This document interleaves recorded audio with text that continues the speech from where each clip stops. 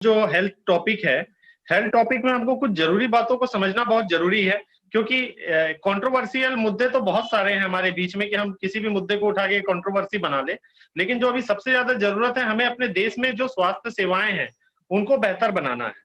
और स्वास्थ्य सेवाओं को बेहतर बनाने के लिए हमको कुछ बातों को समझना बहुत जरूरी है हमारे एक्टिविस्ट सबकी। जी जी। चलिए मैं एक बार सबको आवाज आ रही है ना सर? हाँ, एक बार मैं म्यूट कर रहा हूँ, सभी को म्यूट कर रहा हूँ और कृपया आप फिर अपने आप को अनम्यूट कर लें अग्रवाल जी।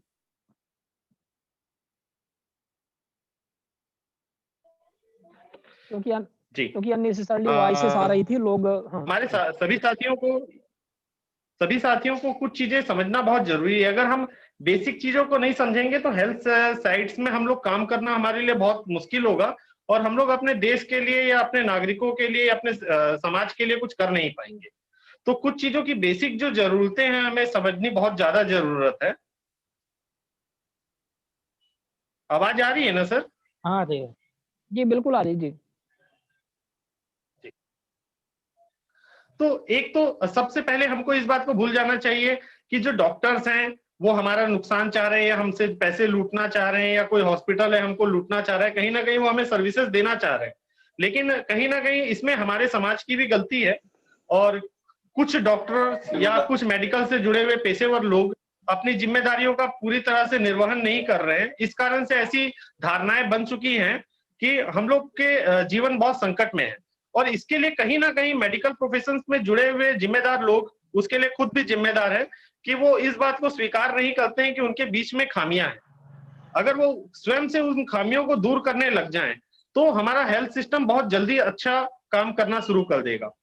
जिस तरीके से धीरेन्द्र जी हैं, संतोष जी हैं, हमें जो बातें बता रहे हैं, कहीं ना कहीं ये जानते हैं कि हमारे सिस्टम्स में क्या क्या खामियां हैं।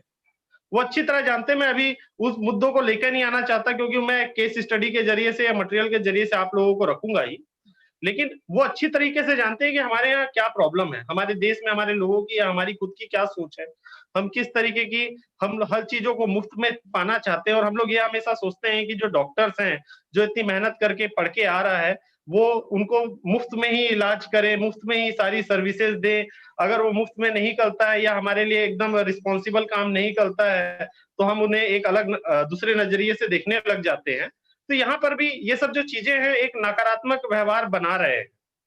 लेकिन इसके पीछे मेडिकल प्रोफेशन से जुड़े हुए सभी लोग पूरी तरह से जिम्मेदार हैं। इस बात को उन्हें भी समझना पड़ेगा कि अगर वो अपने बीच में कुछ गलत लोगों को राहत देते हैं या अपनी जिम्मेदारियों को उठा के उन गलतियों या खामियों को दूर करने का वो प्रयास नहीं कर रहे हैं, जबकि वो उसको जान रहे हैं, अच्छी तरह जान रहे हैं।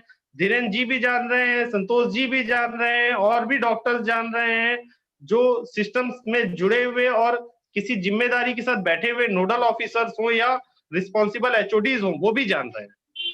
तो वो उसको जानने के बाद भी नजरअंदाज कर देते हैं कि ये मेरा काम नहीं है, ये मेरी वर्क्स नहीं है। जबकि इनकी एथिक्स में ही इस चीज को क्लियर है। जब ये डॉक्टर्स बनते हैं तो इनकी जो एथिक्स है उसमें उनके प्रति, समाज के प्रति उनकी जिम्मेदारियों को स्पष्ट तौर से बताया हुआ है। मेडिकल काउंसिल ऑफ इंडिया जो एमसीआई का जो एक्ट है 2002, उसमें स्पष्ट किया हुआ है कि एक डॉक्टर की समाज के प्रति क्या जिम्मेदारी है।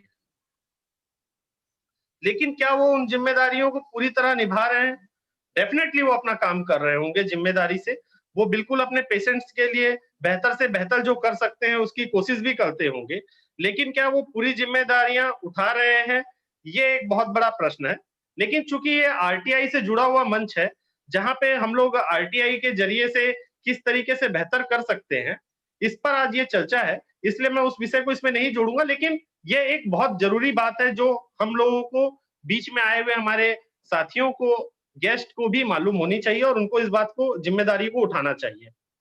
अब इसमें जो सबसे महत्वपूर्ण बात आ जाती है कि हमारे आसपास क्या है। ये गांव का है, शहर का है, तहसील का है, प्रदेश का इशू है, ऐसा कुछ नहीं है। ये हमारा ही इशू है। सबसे पहले हमको ये समझ लेना है, ऐसा कोई नागरिक नहीं है, ऐसा कोई इंसान नहीं है जिसको अपने जीवन में डॉक्टर्स की या मेडिकल प्रोफेशन की या मेडिकल फैसिलिटीज की, सर्विसेज की नीड ना हो या नहीं पड़ेगी। हर आदमी को इस सर्विसेज की नीड लेनी है ना। एक बार मैं बोलता हूँ कि एजुकेशन एक बहुत बड़ा मुद्दा होने के बाद भी आप अशिक्षित रह गए आपको किसी टीचर की जरूरत नहीं मिली, आपका चल जाएगा जीवन। आप भाई आखिर जंगल में जब लोग रहते थे, उनके पास कोई नहीं थे, उनके पास कोई सुविधाएं नहीं थी, फिर भी वो जी लेते थे। हम भी जी लेंगे हर बिना किसी सुविधाओं के, लेकिन आज हम बिना हेल्थ सर्विसेज के जीवित रह पाए या अच्छा जीवन जी पाए, ये बिल्कुल मुश्किल है, जिसको हमारा संविधान भी मानता है, ये हमारे जीवन जीने का अधिकार है। तो इसके लिए सबसे पहले हमको अपने आसपास में जो खामियां हैं उसको देखना पड़ेगा, उन मुद्दों को देखना पड़ेगा, उसको लोकहित से जोड़ना पड़ेगा। आपको देखना पड़ेगा कि आज जो हमारे बीच में जो हॉस्पिटल्स है, जो आज घनी आबादी के बीच में, शहरों के बीच में या समुदाय के बीच में जो हॉस्पिटल्स हैं, इनके यहाँ लॉन्ड्रीज होते हैं, इनके यहाँ शौचालय होते हैं, इनके यहाँ जो इशू है, और इसी कारण से उसके जो पानी है वो सीवरेज में जाते हैं, नदी नालों में जाते हैं, नालों से शहर में जाते हैं, भूमिगत जल के साथ मिल जाते हैं, जिसके कारण भी कई बीमारियां फैल रही हैं।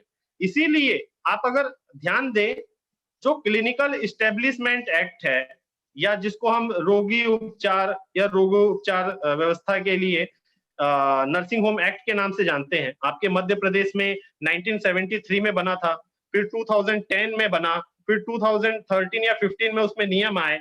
अभी एक संशोधन बिल आपके यहाँ चल रहा है, उसकी ड्राफ्ट पॉलिसी लग चुकी है, उसको क्लिनिकल इस्टेब्लिशमेंट एक्ट 2019 बिल के रूप में ड्राफ्ट इन्होंने हेल्थ में लगा दिया है। और आप लोगों को इस ड्राफ्ट को पढ़ के इसमें भी बहुत सारी चुनौतीपूर्ण बातें हैं, उस पर सरकार को इंगित करना चाहिए, क्योंकि जिस दिन ये एक्ट का रूप ले लेगी बहुत मुश्किल होगी। इससे पहले इंडिया ने भी जो है केंद्र शासित प्रदेशों और कुछ स्थानों के लिए, कुछ राज्यों के लिए, जिसमें सिक्किम, हिमाचल प्रदेश और कई और भी स्टेट्स हैं, असम वगैरह, नागालैंड, इनके लिए 2010 में भी एक नर्सिंग होम एक्ट लाया हुआ है।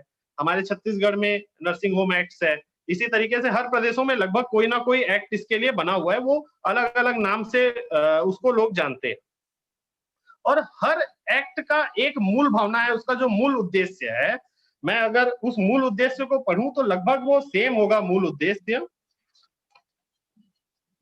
उद्देश्य उसमें एक ही चीज लिखा हुआ है कि किसी भी रोगोपचार, मतलब कोई भी जो मेडिकल सर्विसेज प्रोवाइड करने वाली कोई भी संस्था है या कोई भी व्यक्ति है, उसका पंजीयन हो। उसका पंजीयन इसलिए होना आवश्यक है ताकि उसका मानकीकरण हो, उसका स्टैंडर्ड तय हो जाए और वो बेहतर तरीके से काम कर सके।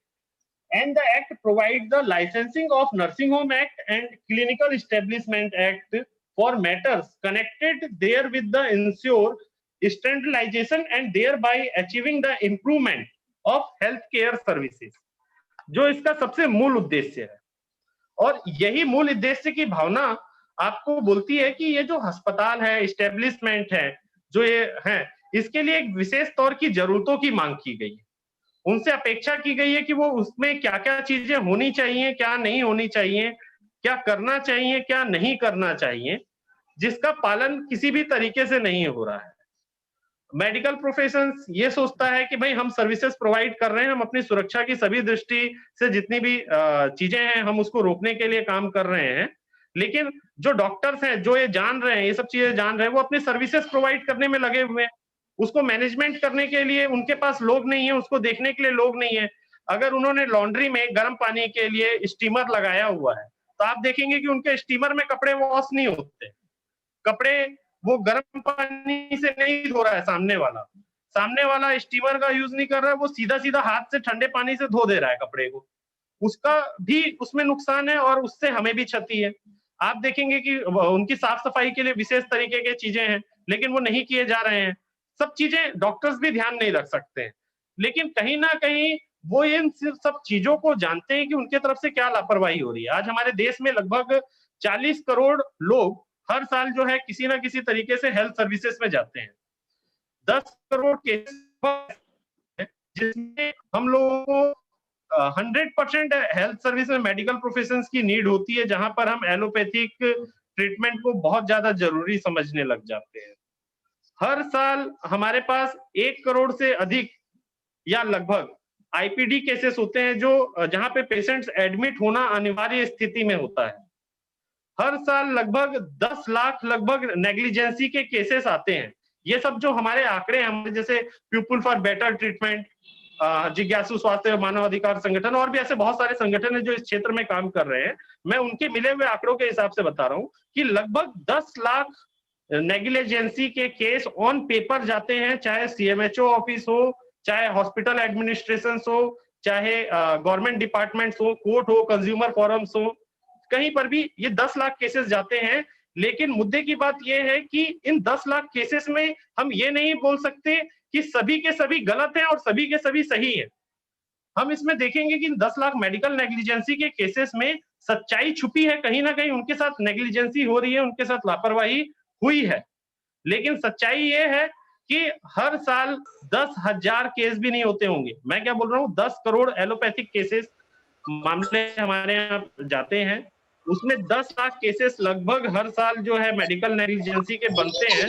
लेकिन उसका भी 1% 10,000 केसेस में भी लोगों को न्याय नहीं मिल पाता, लोगों को उन लापरवाहियों और नेग्लिजेंसीज के अगेंस्ट में कोई रिलीफ नहीं मिल पाती है। और उसके बाद चलो कोई रिलीफ नहीं भी मिली, कोई बहुत बड़ा इशू नहीं है, उससे बड़ा इशूज ये है कि उसके बाद भी सुधार की भावना इस प्रोफेशंस में नहीं आ रही है। और इसमें बचाव के लिए जो सबसे महत्वपूर्ण चीज, जैसे मैंने पहले भी बता चुका है कि सबसे महत्वपूर्ण चीज संसाधनों की कमी और डॉक्टरों की कमी, ये बताकर हम इन चीजों से बचना चाह रहे हैं, जबकि सच्चाई पूरी ये नहीं है, सच्चाई पूरी ये नहीं है। हमको इस चीजों में मिलकर काम करने की जरूरत है। हमारे साथ आज आयुर्वेदिक डॉक्टर भी जुड़े हुए हैं, मैं नाम नहीं जान रहा हूँ पर वो आज जुड़े हुए हैं, मुझे मालूम है। तो अगर वो जुड़े हुए हैं, उनको मालूम है कि हमारे यहाँ असिस्टेंट मेडिकल प्रोफेसर के सॉरी असिस्टेंट मेडिकल ऑफिसर, सहायक चिकित्सा अधिकारी के लिए भी अब सरकार ने नया अनुमोदन कर दिया। अभी लास्ट वीक ही उन्होंने 2020 का एक एक्ट पारित किया है, जिसमें अब आयुर्वेदिक चिकित्सक भी इसका हिस्सा होंगे। तो इस तरीके से चीजों को मिलकर काम करने की भावना नहीं है, हर चीज में विरोध है। आज डॉक्टर से और डॉक्टरी पेशे से जुड़े हुए लोग जानते हैं कि उनके हड़ताल कर देने से या किसी भी तरीके की उनकी जिद से बहुत सारे मरीज जो है प्रभावित होते हैं, लेकिन उसके बाद भी उस चीजों पर वो ध्यान नहीं देते हैं और हड़ताल में बैठने से भी आजकल कोई गुजेर नहीं है इन्हें। तो ये सब जो चीजें हैं, मान लो कि हम बेवकूफ हैं या कोई एक आदमी बेवकूफ हो गया है, बेवकूफी कर दिया है, तो उसके लिए पूरे मेडिकल प्रोफेशन का ये रवैया कि बाकी लोगों के जीवन को मझधार में छोड़ के हड़ताल में बैठ जाए, मैं इसका सख्त खिलाफत करता हूँ। और मैं किसी भी तरीके से पेशेंट्स के द्वारा किसी भी हिंसा को भी जायज नहीं ठहराता, लेकिन उसके कारण ये एक हिंसा की भावना जो इस मेडिकल प्रोफेशन में आई है, एक तरीके से ये हिंसा ही कहेंगे कि वो हड़ताल में बैठते हैं, तो जो मरीज प्रभावित होते हैं वो एक हिंसा की कंडीशन में पहुंच जाते हैं। डॉक्टर साहब, मैं डॉक्टर साहब सॉरी डॉक्टर साहब देवेंद्र जी, मैं अग्रवाल जी, मैं ये कह रहा था कि अपन मुद्दे से ना हटके थोड़ा सा अपन लोग उसको कंसंट्रेट करें। अपन ठीक है, समस्याएं तो हर जगह हैं, की तो बात कहाँ हो क्या रही है। कैसे नहीं, क्या है कि अपन आरटीआई पर जोर दें कि मतलब ऐसे अगर मैं चाहूंगा कि मेरे साथी अगर 1-2 महीने के बाद मैं आपके मुद्दे पे ही आ जाता हूँ।